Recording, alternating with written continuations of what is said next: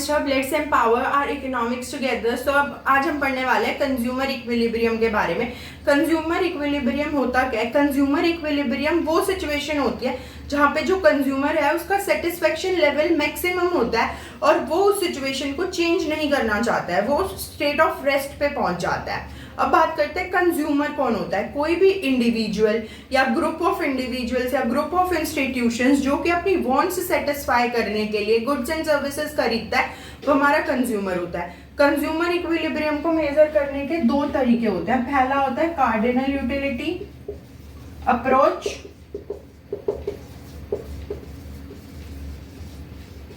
और दूसरा होता है हमारा ऑर्डिनल यूटिलिटी अप्रोच। तो इस वाले वीडियो में हम बात करेंगे कार्डिनल यूटिलिटी अप्रोच के बारे में। सपोज करो हमारे पास दो पर्सन्स हैं, पर्सन ए और पर्सन बी, और वो सेम कमोडिटी एक्स कंज्यूम कर रहे हैं। अब जो एक्स कमोडिटी है वो ए को अलग सेटिस्फेक्शन देगी और बी को अलग सेटिस्फेक्शन देगी। तो अलग अलग सेटिस्फेक्शन लेवल को मेजर करने के लिए यूटिलिटी का कॉन्सेप्ट आया। यूटिलिटी क्या होता है? यूटिलिटी होता है वांट सेटिस्फाइंग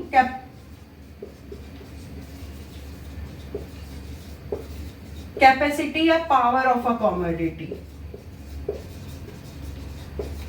मतलब कि हमें एक कमोडिटी कंज्यूम करके कितना सेटिस्फेक्शन मिल रहा है, वो हमारी यूटिलिटी होती है। यूटिलिटी जो है वो हम नंबर्स में मेजर कर सकते हैं, जैसे कि हम हाइट या वेट को मेजर करते हैं। लेकिन जैसे हाइट और वेट्स को मेजर करने के लिए उनकी स्टैंडर्ड यूनिट्स हैं, वैसे ही यूटिलिटी को मेजर करने के लिए कोई स्टैंडर्ड यूनिट्स नहीं थी। तो इकोनॉमिस्ट ने एक इमेजिनरी यूनिट क्रिएट करी जिसे हम यूटाइल्स कहते हैं। मतलब जो यूटिलिटी है वो यूटाइल्स में मेजर होती है। अब यूटिलिटी को हम यूटाइल्स में कैसे मेजर करते हैं? सपोज करो मैंने दो चीजें कंज्यूम करी, एक तो मैंने आइसक्रीम कंज्यूम करी और एक मैंने चॉकलेट कंज्यूम करी। आइसक्रीम कंज्यूम करके मुझे 20 यूटाइल्स का सेटिस्फेक्शन मिला। अब अगर मुझे चॉकलेट कंज्यूम करके ज्यादा सेटिस्फेक्शन मिला होगा तो जो हमारी यूटाइल्स होंगे वो 20 यूटाइल्स से ज्यादा हो गए।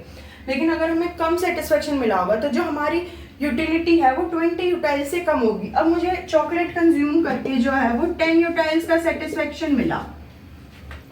मतलब चॉकलेट कंज्यूम करके मुझे कम सेटिस्फेक्शन मिल रहा है as compare to the ice cream. मतलब मेरे लिए आइसक्रीम की यूटिलिटी ज्यादा है, वो मुझे ज्यादा सेटिस्फेक्शन दे रही है। अब क्योंकि हर लोगों के लिए यूटिलिटी जो है वो अलग अलग होती है, इसीलिए कुछ इकोनॉमिस्ट ने ये बोला कि भाई यूटिलिटी को हमें यूटाइल्स में ना मेजर करके मॉनेटरी टर्म्स में मेजर करना चाहिए।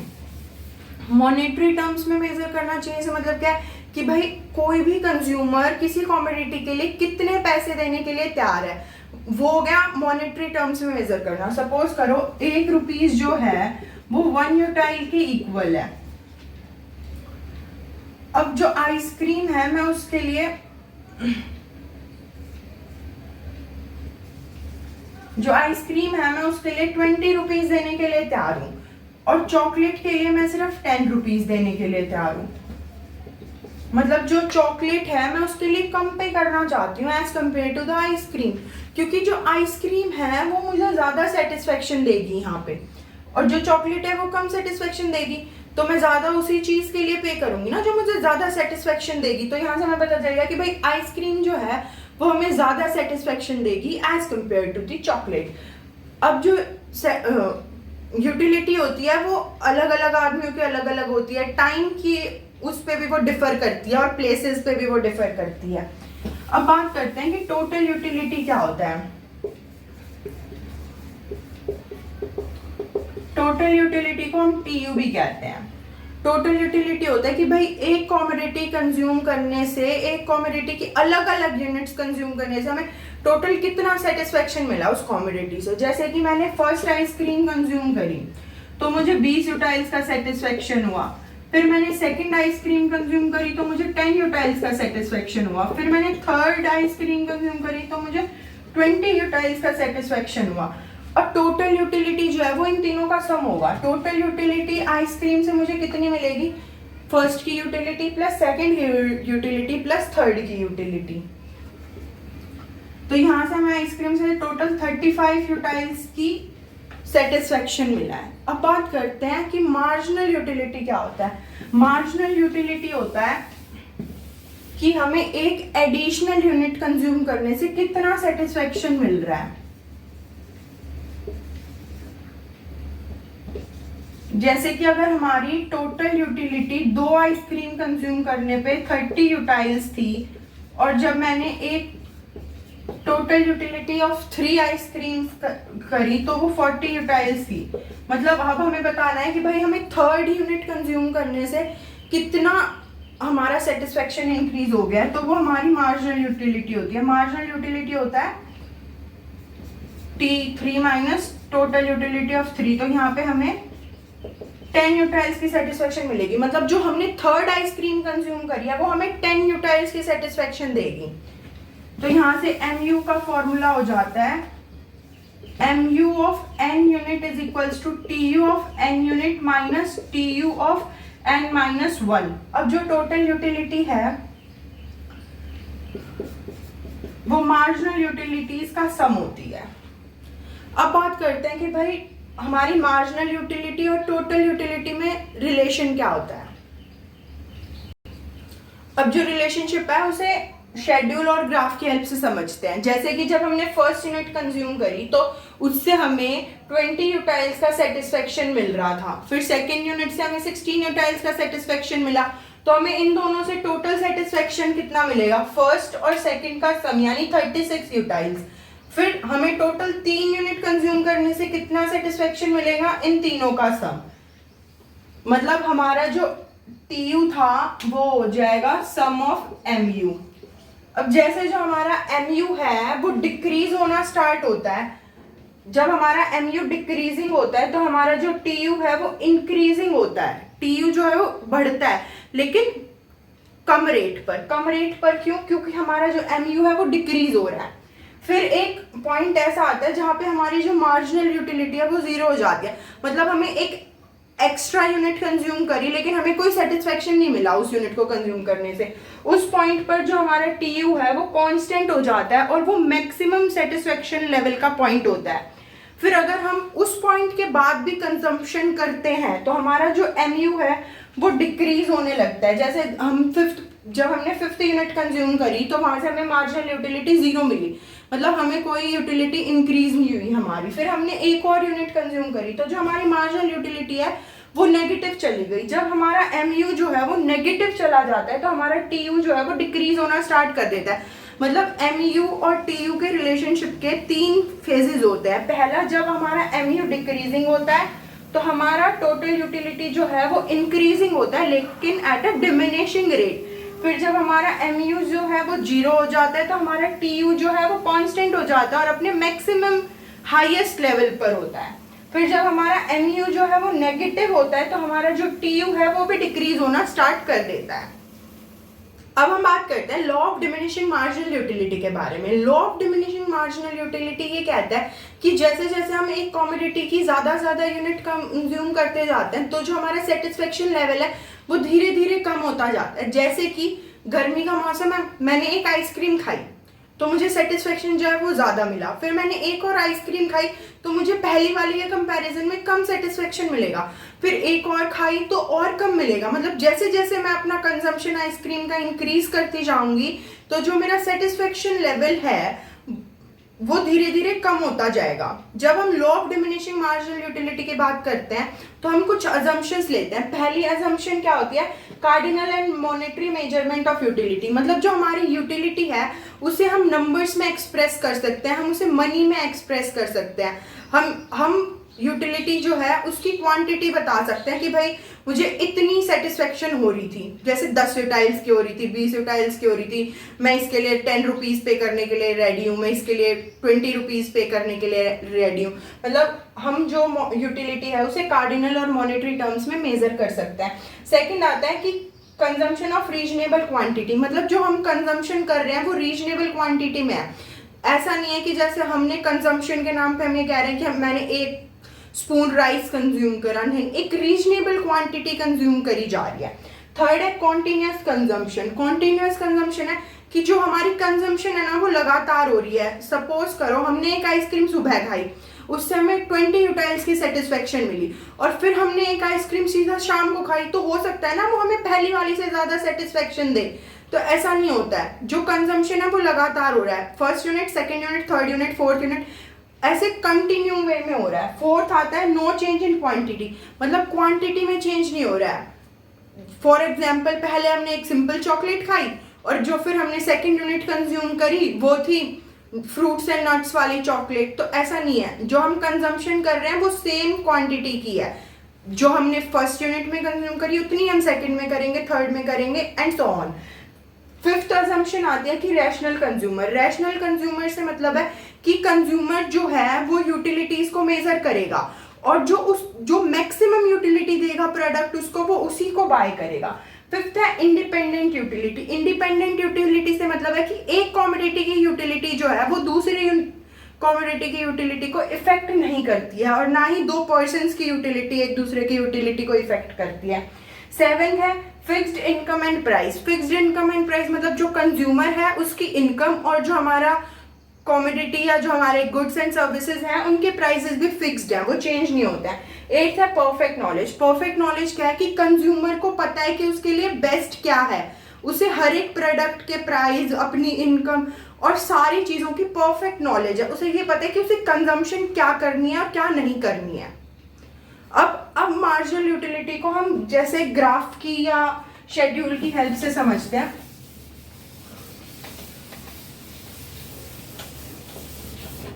जैसे जब हमारी यूनिट्स थी वो first unit, second unit, 3 unit, 4th और 5 यूनिट्स हमने कंज्यूम करी और इनसे हमें MU मिला 20, 16, 10, 4, 0 और -6। मतलब जब हमने पहली यूनिट कंज्यूम करी तो हमें 20 सेटिस्फेक्शन मिला, फिर हमने सेकंड करी तो हमें 16 मिला, फिर हमने थर्ड करी तो हमें 10 यूनिट का सेटिस्फेक्शन मिला, फिर 4 यूनिट्स, फिर 0 और फिर नेगेटिव हो गया हमारा कंजम्पशन। जो हमारी मार्जिनल यूटिलिटी है वो डिक्रीज होते हुए जाते हैं। इसका ग्राफ कैसे बनेगा? इसका ग्राफ ऐसे बनेगा, पहले ज्यादा और फिर जो हमारी यूटिलिटी है वो डिक्रीज होते हुए चली जाएगी। तो ये था हमारा law of diminishing marginal utility. अब हम बात करते हैं consumer equilibrium in case of single commodity. Single commodity के केस में कंज्यूमर इक्विलिब्रियम में जब होता है जब वो इतनी क्वांटिटी कंज्यूम करता है कमोडिटी की कि वो उसे मैक्सिमम सेटिस्फेक्शन प्रोवाइड कराए। जो हम अजम्पशंस लेते हैं सिंगल कमोडिटी के केस में वो सेम होती हैं जो हमने law of diminishing marginal utility में ली थी।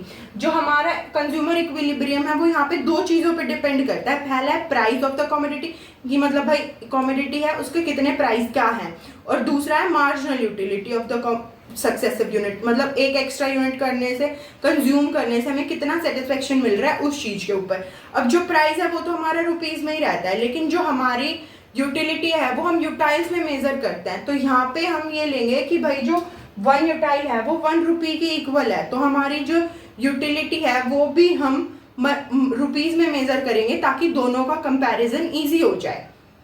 जो हमारा प्राइस है वो तो कांस्टेंट ही रहेगा क्योंकि ये हमने अजम्पशन ली थी। तो हमारा जो यहाँ पे प्राइस है वो हर यूनिट के लिए 10 ही रहेगा। अब जो हमारी यूटिलिटी है वो डिक्रीज होएगी क्योंकि जैसे जैसे हम एक्स्ट्रा सक्सेसिव यूनिट्स कंज्यूम करते जाते हैं तो हमारी जो यूटिलिटी है वो डिक्रीज हो जाती है according to the marginal law of utility. अब कंज्यूमर जो है वो यहाँ पे इक्विलिब्रियम की स्टेट में कब होगा? जब जो वो मनी पे कर रहा है और जितनी उसको यूटिलिटी मिल रही है, जितना उसको सेटिस्फेक्शन मिल रहा है, वो दोनों इक्वल होंगे, वो इक्विलिब्रियम का पॉइंट होएगा। जैसे कि जब हमने फर्स्ट यूनिट कंज्यूम करी तो हम 10 रुपीज दे रहे थे, लेकिन हमें जो सेटिस्फेक्शन मिल रहा था वो 20 रुपीज का था। तो यहाँ पे वो और ज्यादा कंजम्पशन करेगा अपने सेटिस्फेक्शन को मैक्सिमाइज करने के लिए। फिर उसने सेकेंड यूनिट कंज्यूम करी, वहां पे भी उसका प्राइस 10 रुपीज था लेकिन उसे सेटिस्फेक्शन 16 रुपीज का मिल रहा था, तो वो और ज्यादा कंजम्पशन करेगा। फिर उसने थर्ड यूनिट कंज्यूम करी तो यहाँ पे वो 10 रुपीज पे कर रहा था और उसे 10 रुपीज का ही सेटिस्फेक्शन मिल रहा था। यहाँ पे वो रुक जाएगा क्योंकि जितने वो पैसे दे रहा है उतना ही उसे सेटिस्फेक्शन मिल रहा है। तो जो थर्ड यूनिट है वहां पे कंज्यूमर जो है वो हमारे इक्विलिब्रियम की स्टेट में होएगा। लेकिन अगर अब हमारे जो प्राइसेस हैं वो कम है, वो कम है MU से, तो हम अपनी कंजम्पशन जो है वो इंक्रीज कर देंगे। लेकिन जब हमारे प्राइसेस जो है वो ज्यादा है हमारे MU से, तो हम अपनी कंजम्पशन को रिड्यूस करेंगे। जैसे कि जब हम 50 यूनिट कंज्यूम कर रहे थे तो हम ₹10 पे कर रहे थे, लेकिन हमें जो सेटिस्फेक्शन मिल रहा था वो ₹0 का था।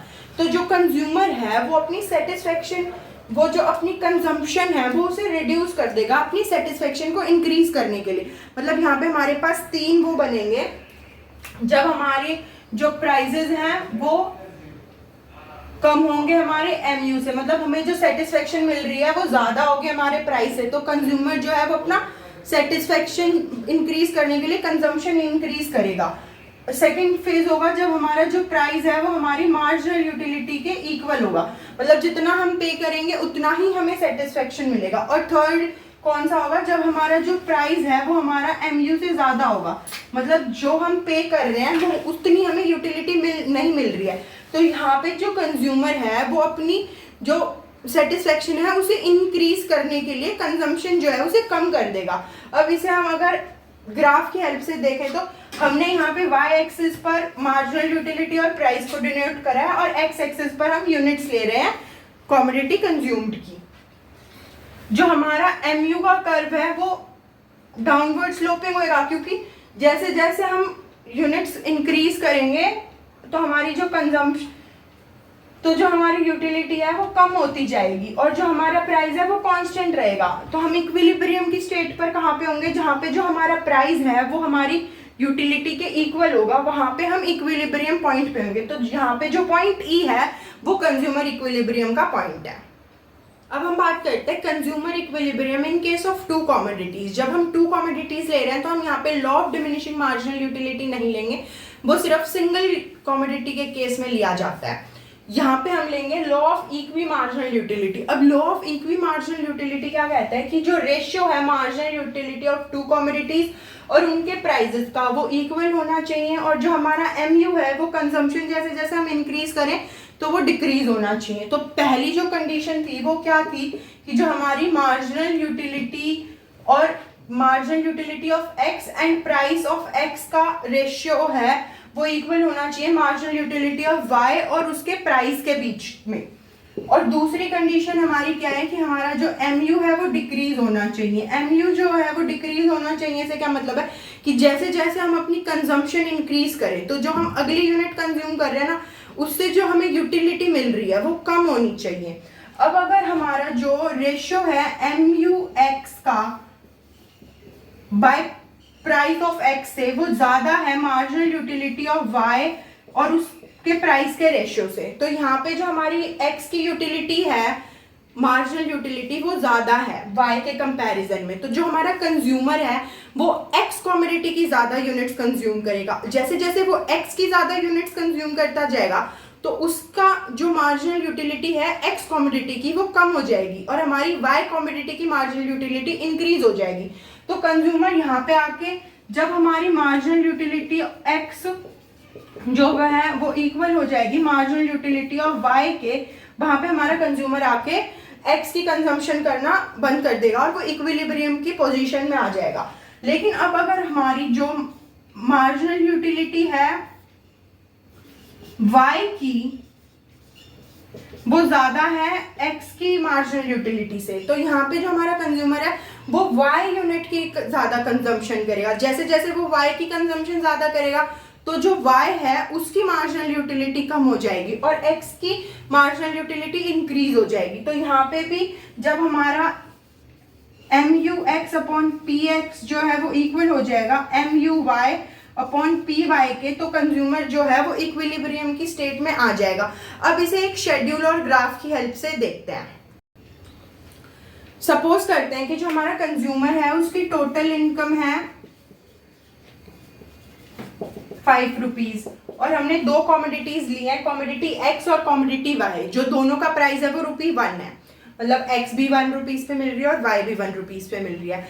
इस केस में कंज्यूमर जो है वो इक्विलिब्रियम पे होने के लिए कब तक कंज्यूम करता है, जब उसकी जो एमयू है वो डिक्रीजिंग होती है और जो मार्जिनल यूटिलिटी है लास्ट रुपी वो जो दोनों कमोडिटीज पे स्पेंड करता है वो इक्वल होता है। इस वाले एग्जाम्पल में जो mu है y की वो हमने रेड से डिनोट करी है और जो mu है x की वो हमने ब्लू कलर से डिनोट करिए। यूनिट्स ऑफ एक्स ऐसे जाएंगी और यूनिट्स ऑफ वाई ऐसे आएंगी। तो जब हमने फर्स्ट रुपी जो वो खर्च कर रहा है अपना, तो वो एक्स कॉमोडिटी पे खर्च करेगा क्योंकि यहाँ पर उसे ज्यादा सेटिस्फेक्शन मिल रहा है। सेकेंड रुपी जो है वो अपना वो वाई कॉमोडिटी पे खर्च करेगा क्योंकि उसे 16 यूटाइल्स का सेटिस्फेक्शन मिल रहा है। वो ऐसे ऐसे अपने 5 रुपीज जो है वो दोनों कॉमोडिटीज में डिवाइड कर देगा। फर्स्ट रुपी उसने 20 यूटाइल्स के सेटिस्फेक्शन के लिए लिया एक्स कॉमोडिटी का, और सेकेंड रुपी उसने कंज्यूम की वाई कॉमोडिटी 16 यूटाइल्स के सेटिस्फेक्शन के लिए। ऐसे ही जो MU है वो तो हमारा डिक्रीजिंग है ही। दूसरी कंडीशन क्या थी कि जो लास्ट रुपी वो स्पेंड करे दोनों के पर, उसकी मार्जिनल यूटिलिटी जो है वो इक्वल होनी चाहिए। तो जो उसने लास्ट रुपी स्पेंड किया, फिफ्थ रुपी स्पेंड करा, वो उसने वाई की कंजम्पशन पे स्पेंड करा और उसे 12 यूटाइल्स की सेटिस्फेक्शन मिली। और जो उसने फोर्थ रुपी स्पेंड किया था वो लास्ट एक्स यूनिट कंज्यूम करने के लिए किया था, जहां पे उसे 12 यूटाइल्स की सेटिस्फेक्शन मिली। मतलब जो उसने लास्ट रुपी स्पेंड किया दोनों कॉमोडिटीज पर, उसकी मार्जिनल यूटिलिटी जो है वो इक्वल थी। तो जो हमारा कंज्यूमर है उसने अपने टोटल 5 रुपीज जो है वो 3 यूनिट एक्स की कंज्यूम करी उनमें से, और 2 यूनिट्स उसने कंज्यूम करी वाई की। तो उसका टोटल सेटिस्फेक्शन कितना हुआ? पहली रुपी से उसे 20 का सेटिस्फेक्शन मिला, फिर 16, फिर 14, फिर 12 और फिर 12, मतलब उससे टोटल 74 यूटाइल्स का सेटिस्फेक्शन मिला 5 रुपीज से, जिसमें से उसने 3 यूनिट्स तो एक्स ली और 2 यूनिट्स ली वाई की। अब बात करते हैं कि कार्डिनल यूटिलिटी की लिमिटेशंस क्या होती हैं। कार्डिनल जो यूटिलिटी है उसे इतनी इंपॉर्टेंस क्यों नहीं दी जाती? क्योंकि जो यूटिलिटी है वो हम यहाँ पे नंबर्स में मेजर करते हैं, लेकिन यूटिलिटी जो है वो तो माइंड कॉन्सेप्ट है। हम उसे नंबर्स में अपने हम ऐसे कैसे बता सकते हैं कि भाई मुझे 10 का सेटिस्फेक्शन मिला, मुझे बस 20 का सेटिस्फेक्शन मिला। तो जो यूटिलिटी है वो नंबर्स में डिनोट नहीं कर सकते हैं। यही एक लिमिटेशन है हमारी कार्डिनल यूटिलिटी एनालिसिस की। I hope that the topic is clear to you, and if you like my video, please like, share and subscribe my channel and stay tuned for more such knowledgeable videos.